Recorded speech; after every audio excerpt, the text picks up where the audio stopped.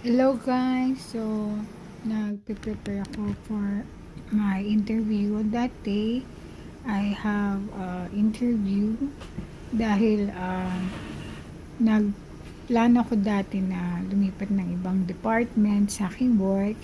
Ayan, nakikikay-kikay pa ako dyan. And, ayos lang ako ng konti at pagkatapos ay nagpunta ako sa company namin para ako ay magpa-interview. So, syempre, nag-vlog muna. Ayan, nag-record.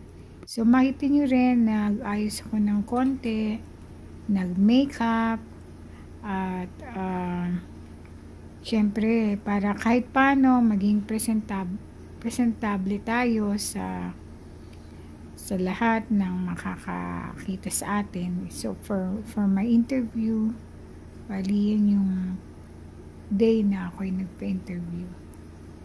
Anyway, binilag ko na rin kasi nga, sayang, di ba? So, ayan, nag-aayos na po ako. Nag-makeup din ng kahit papaano ay hindi tayo magmukhang basahan. So, hindi naman ako expert mag-makeup, kaya patsamba-tsamba lang yung makeup natin dyan. Hindi ko malaman kung ano yung gagawin ko sa buhok ko, kaya yan tuloy. Sinuklay ko ng kamay ko, kaya yan. Paulit-ulit kong ginagawa, nilalagyan ko ng bangs at yung aking face. So, ganyan lang ako mag-makeup. Kaya, okay lang mga kapansit. Ayan, tapos na yata yung makeup ko dyan. O hindi pa pala.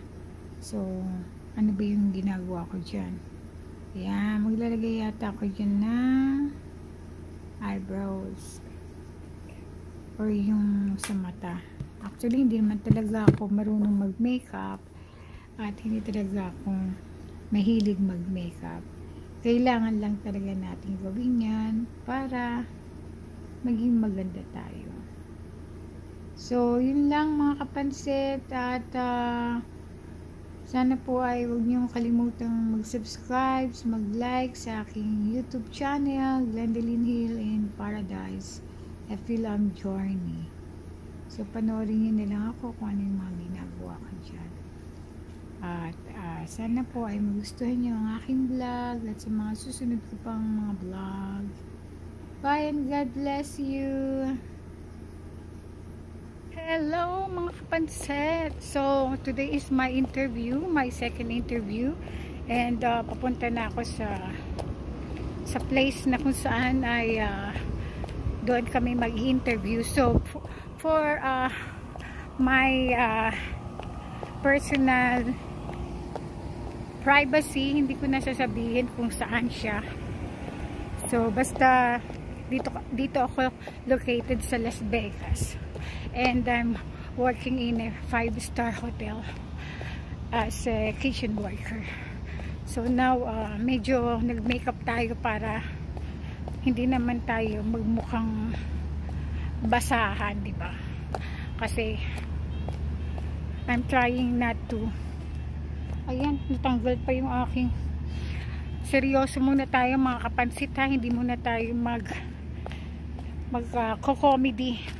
Kasi pag seryoso na, medyo mahirap na kasi minsan pagka sa interview, mag-iisip na ako ng mga sasabihin ko. So mga ano naman yun, mga personal na mga tanong. Kasi usually naman, they ask you, what is your skills, or what is your weakness and strength, mga ganan. And then what is your experience, basta bahala na si Batman. Pero nakapasa ako sa aking first interview, and then now second interview na. At saka ano naman ako, confident naman ako sa sarili ko na makukuha ko tong job na to, kasi bus person lang naman yung ina-applyan ko, tiga punas ng lamesa at saka tiga serve sa mga ano, sa mga guests. Pero syempre 5-star hotel yun, dapat you have good personality talaga. Hindi muna tayo hindi muna tayo magiging kikay dito kasi syempre seryoso. Kaya tingnan niyo naman ang outfit ko. So the way I spoke, medyo seryoso naman ako kapag mga manager na yung kumakausap sa akin. Hindi na ako takles. pag lang nagbablog ako, medyo kikay. Kasi ayan nag-makeup pa ako. Kasi pagka nagbablog ako, namimiss ko kasing magtagalog. At saka ang bilis-bilis ko magsalita pag nagtatagalog ako. Nagiging marites ako. Pero pag English, siyempre, I try to speak in English. Because sometimes when I talk to somebody, they didn't understand Tagalog. So from now on, we're gonna talk in English. Sorry, ang tagal ng Uber ko, naghintay ako ng Uber. So by the way, today is